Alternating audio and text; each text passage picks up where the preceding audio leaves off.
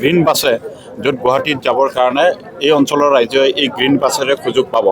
মঙলদৈকে গৈ এটা যোগাযোগ সূত্ৰ ঠিক কৰি দিব ডিপাৰ্টমেণ্টে, সেইটো ইতিমধ্যে আমি আলোচনা কৰিছোঁ।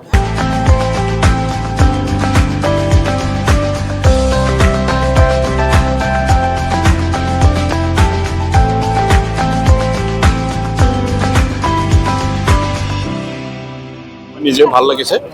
আজি বিশেষ মোৰ সমষ্টি এটা নতুন সংযোজন আৰু গ্ৰীণ বাছ সেইটো আমি টাউনতহে দেখিবলৈ পাইছিলোঁ, বিশেষকৈ গুৱাহাটীত, আৰু এতিয়া গাঁৱে ভূঞে আৰম্ভ কৰিছে। আমাৰ দক্ষ এজন মন্ত্ৰী পাইছোঁ আমি ট্ৰেন্সপৰ্ট বিভাগৰ, আমাৰ বৰ'ন ডাঙৰীয়াৰ নেতৃত্বত।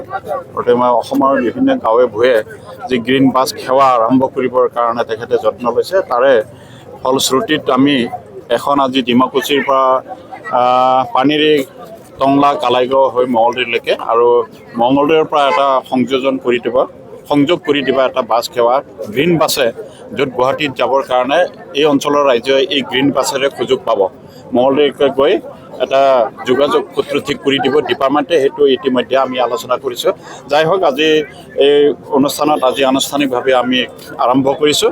এই সুযোগতে মই অসমৰ মন্ত্ৰী মাননীয় বৰ'ন ডাঙৰীয়াৰ লগতে অসমৰ মুখ্যমন্ত্ৰী হিমন্ত বিশ্ব শৰ্মা ডাঙৰীয়াকো মই অশেষ সমষ্টিবাসী ৰাইজৰ হৈ ধন্যবাদ জ্ঞাপন কৰিছোঁ।